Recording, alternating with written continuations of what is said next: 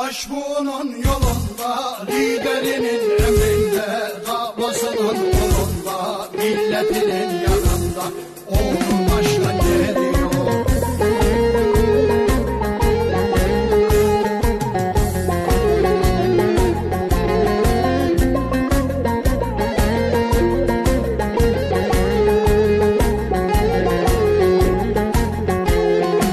Aşkı sevdası bir olan adam işte geliyor, bozkurt yürekli